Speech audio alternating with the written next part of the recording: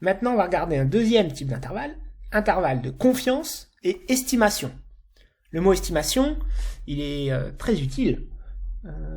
On peut estimer ses notes, on peut estimer ses résultats au bac, on peut estimer la valeur d'un appartement, on peut estimer ses chances dans plein de domaines, sportifs, etc. Donc, les statistiques sont essentielles pour essayer de deviner ce qui peut arriver.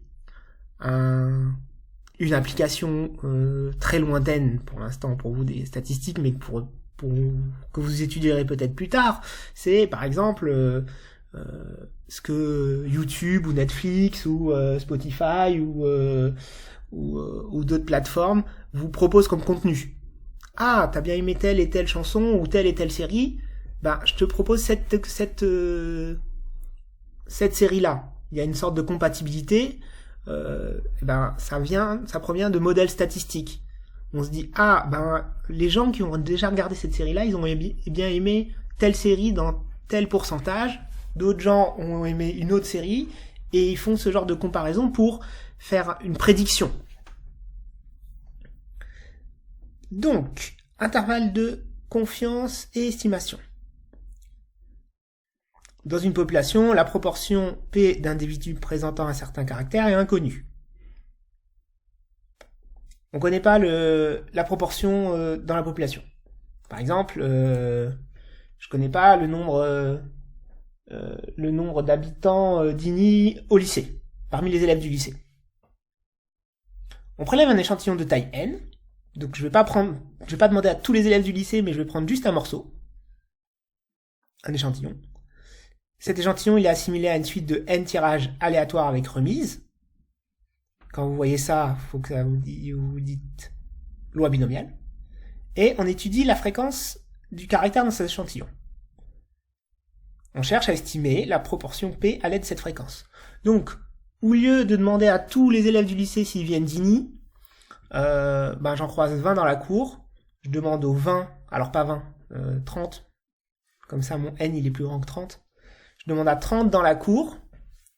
Et après, si sur les 30, il y en a 9 qui me disent qu'ils viennent d'INI, je dis, sûrement, la proportion d'élèves qui viennent d'INI du lycée, ça va être autour de 30%. Autour de... j'ai trouvé 30% en faisant 9 divisé par 30. Voilà. Donc, ça permet de faire une estimation. Plus n est grand, plus l'estimation est bonne de la proportion dans la population générale. Donc, différence entre paragraphe 1 et paragraphe 2, dans celle-là, en général, on ne connaît pas la valeur de P. Théorème. Ce théorème ressemble à l'autre. Il est admis, celui-ci. Soit xn, une variable aléatoire, qui suit une loi binomiale de paramètres n et p. Donc ça, c'est notre expérience. Fn égale xn sur n. Donc moi, ce que j'ai dit dans mon exemple, c'était mon 9 divisé par 30. C'est la fréquence observée. Alors, il existe un entier n0 tel que pour tout entier n supérieur ou égal à n0, la probabilité que p appartienne à l'intervalle fn moins 1 sur racine de n, fn plus 1 sur racine de n est plus grand que 0,95. Il existe un entier n0 tel que pour tout entier naturel n supérieur à n0, ça doit pas vous rappeler grand chose, mais c'est exactement comme on avait défini les limites vers plus l'infini des suites au tout début de l'année. Vous vous rappelez, il y avait ces petits rocs et ces petites explications qui étaient pas faciles à retenir. Qu'est-ce que ça veut dire? Il existe un entier n0.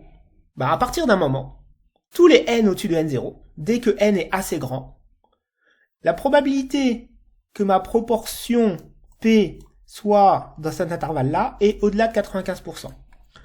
Donc ça s'appelle un intervalle de confiance au seuil 95%.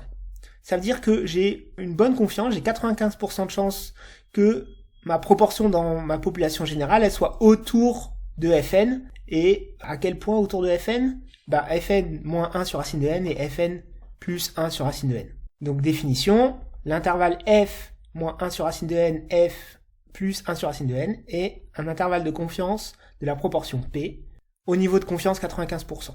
Des fois on dit au seuil 95%. Et voilà.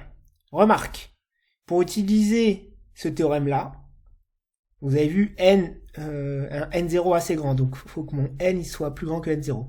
On a les mêmes règles qu'avant. N doit être plus grand que 30, n fois f doit être plus grand que 5, n fois 1 moins f doit être plus grand que 5. En fait, ces deux intervalles, ils sont de fluctuation et de confiance. Alors, ils sont cousins l'un de l'autre, ils vont ensemble. C'est juste qu'on a choisi de le détailler le plus possible pour l'intervalle de fluctuation. Et par contre, pour l'intervalle de confiance, on l'a gardé relativement simple. En terminale. Si vous faites des études de statistiques, même dans certains IUT, certaines facs, ou plus tard en école d'ingénieur, si vous faites de la biologie, etc., vous aurez des outils plus puissants que ça. Dernière importance, la longueur de l'intervalle de confiance est L égale 2 sur racine de n.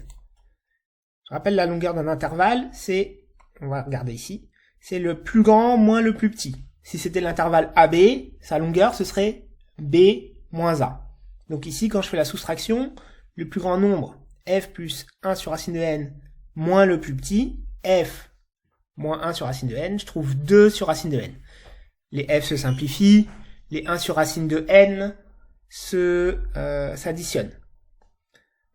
D'accord ? Donc, ici, ce qui nous intéresse, en fait, j'aurais pu faire un petit paragraphe sur ce morceau-là, c'est, je veux une précision assez bonne pour mon P. D'accord ? Je remontre, le P, il est là-haut avec une chance de 95%. Mais ce que je voudrais, c'est que ça, ce soit pas trop large. Et donc, je veux que la distance entre le plus grand et le plus petit soit pas très grande. Donc, je veux que mon L, il soit plus petit qu'une certaine valeur. Donc là, par exemple, la longueur de l'intervalle, je vais l'appeler A. L plus petit que A, ça veut dire 2 sur racine de n plus petit que A. Et je vous laisse faire ce petit calcul-là. J'ai sauté une étape, mais 2 sur racine de n plus petit que A, on met d'abord au carré, et ensuite on compense pour n et A, ça nous donne une borne pour n, une borne inférieure pour n. Ça signifie que pour n plus grand que 4 sur A au carré, je suis sûr que la longueur de mon intervalle sera plus petite que A. Ça permet de dire, si je fais un sondage sur 1600 personnes, j'aurai tant de précision. Si je veux de la précision plus grande, il faut que je fasse un sondage sur plus de personnes. Et ça demande plus de temps à faire et plus d'investissement. Mais on a une règle pour se dire, je veux telle précision, j'interroge tant de personnes.